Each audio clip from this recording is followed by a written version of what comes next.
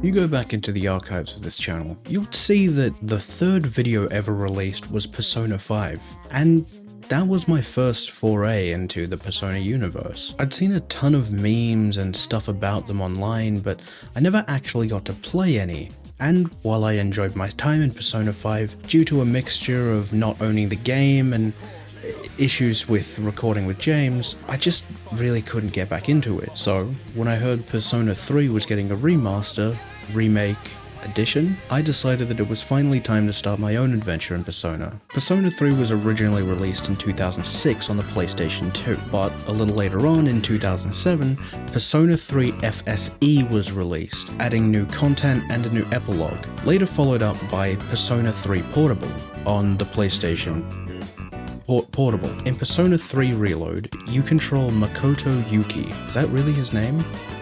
Trying to balance his school life while also fighting shadows, which are causing apathy syndrome in certain people around his school and city. Persona 3 honestly surprised me while I was playing it. The idea that the main combat, which was the thing that got me interested initially, was put on the sideline while the social aspect took the main stage. I honestly never expected it to pull me in so much, since I was never interested in dating sims since I found them pretty boring. But between the characters being really well written and the relationships you make in-game affecting your persona's strength, I couldn't help but continue digging deeper into the story. And since we touched on it already, how about we move on to the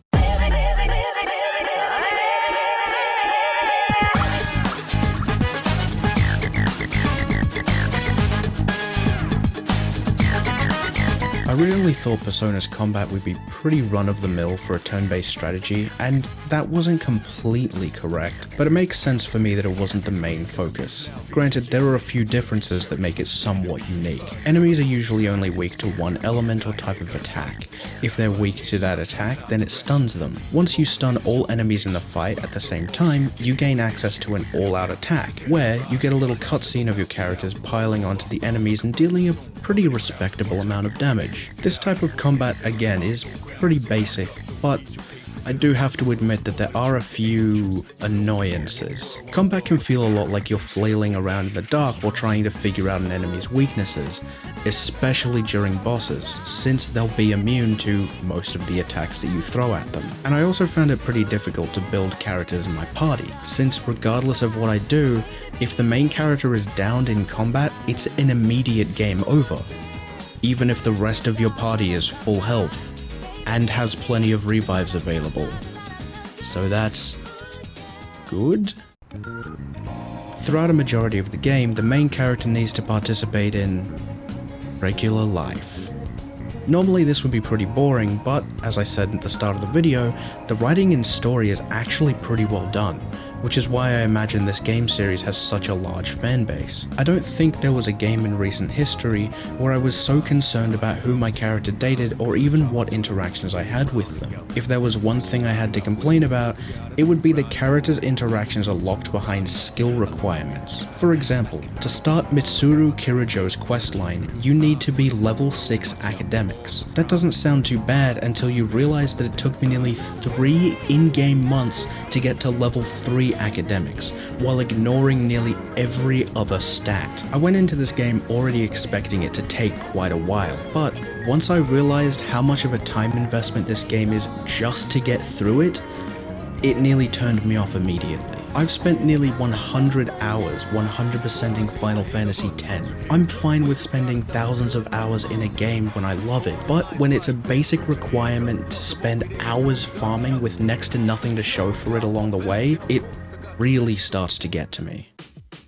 The music in Persona at this point is next to inescapable. From its prominence in memes to just how many YouTubers use it as background music, there are a lot of really fantastic songs in this game, like the songs Full Moon, Full Life and Mass Destruction. Even as people debate the differences between the originals and the versions present in the remake, I firmly believe that the Reload OST is not only a far cleaner mix, but also shows the experience difference from the entire group behind the songs. From the singers to the producers, everything just feels like it fits better. And even if it doesn't take hold of your attention in battle like the others do, they definitely are a lot better to listen to on repeat, which you'll be doing a lot while playing this game. And then there are the rest of the songs. This is going to sound incredibly harsh, and the music is awesome.